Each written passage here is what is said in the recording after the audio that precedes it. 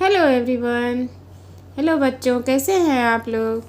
तो चलिए आज शुरू करते हैं लिंग। लिंग पहले दिन मैंने आपको वर्णमाला बताया और आज लिंग बताने जा रहे हैं। संस्कृत भाषा में शब्दों को 3 लिंगों तथा 3 वचनों में बांटा गया है। संस्कृत भाषा में शब्दों को 3 लिंगों तथा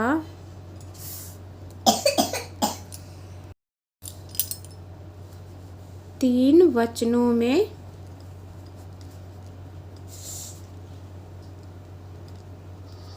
बांटा गया है। तो चलिए इसे विस्तार से जानते हैं। संस्कृत भाषा में हिंदी या अंग्रेजी के तरह 2 लिंगों का प्रयोग नहीं होता है। इसमें 3 लिंग होते हैं। संस्कृत भाषा में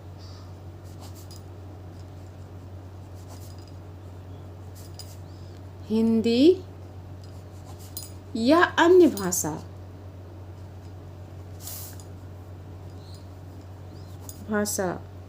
के तरह 2 लिंगों का प्रयोग नहीं होता है।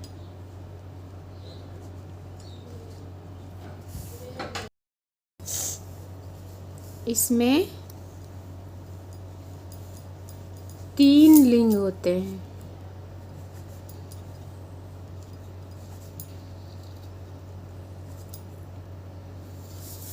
नंबर 1 पुल्लिंग, नंबर 2 स्त्रीलिंग और नंबर 3 नपुंसकलिंग।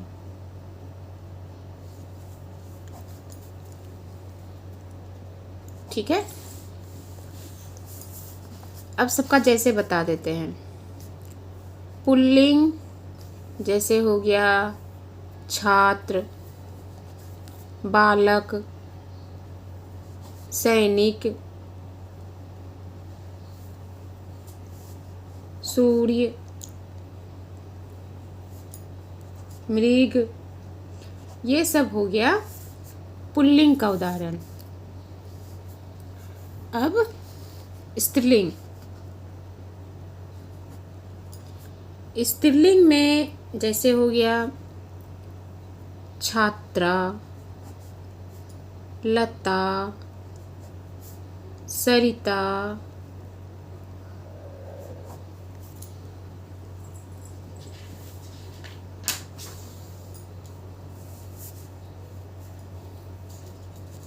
अध्यापिका,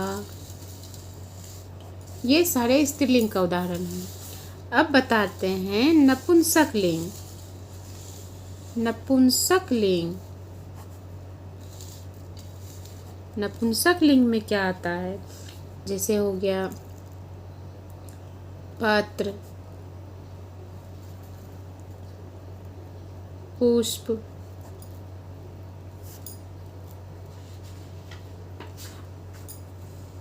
फल,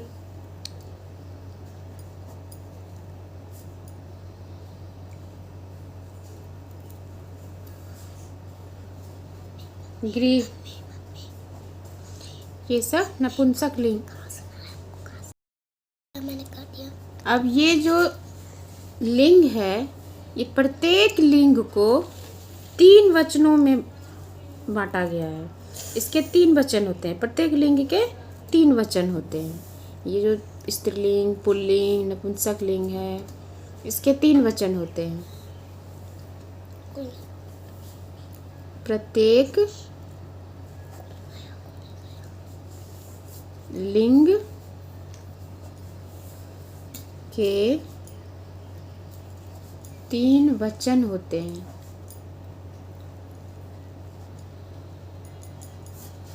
नंबर 1 एक वचन। नंबर 2 द्विवचन।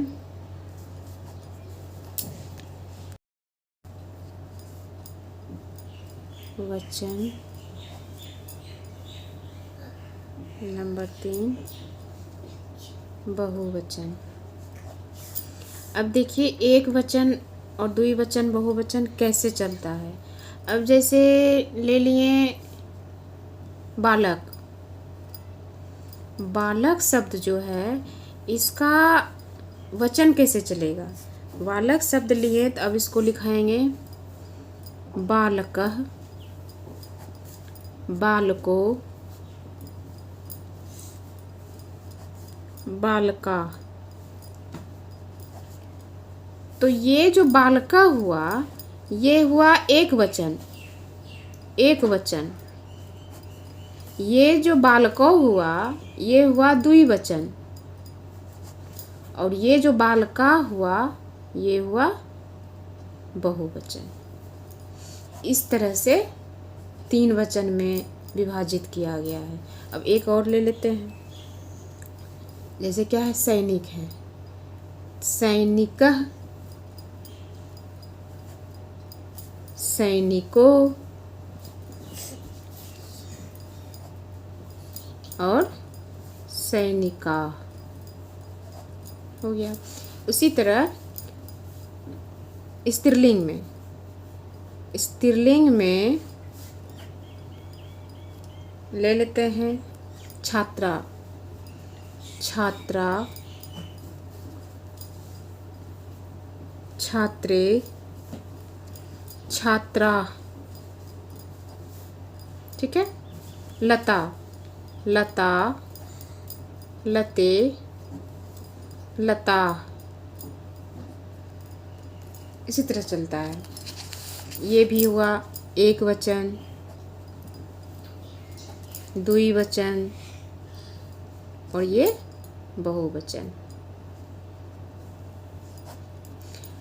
आगे बताऊंगी इसमें से कितना बहुत सारा चलता है शब्द रूप, पूरा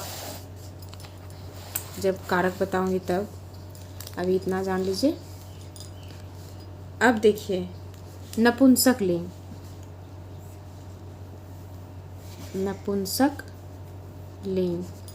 नपुंसक लिंग में भी क्या है, नपुंसक लिंग का उदाहरण पत्र। तो जैसे पत्र है तो उसका क्या लिखेंगे, पत्रम, पत्रे, पत्राणि। ठीक है। एक और ले लेते हैं, फल का ले लीजिए, फलम, फले, फलानी। इसी तरह ये हो गया एक वचन, ये हुआ द्विवचन और ये हुआ बहुवचन। आई होप यहाँ तक समझ में आ गया होगा। इसमें ज़्यादा कुछ नहीं है लिंग में, लिंग और वचन बहुत आसान है। तो ये तो यहीं पर समाप्त हो गया ये। और अगले दिन पढ़ाऊँगी धातु, जिससे कि धातु रूप चलेगा। और तो आप लोग तैयार रहिएगा, नेक्स्ट धातु। ठीक है। अच्छा लगे तो इस वीडियो को शेयर कीजिएगा और लाइक भी कीजिएगा। तो अब नेक्स्ट दिन फिर मिलेंगे। बाय।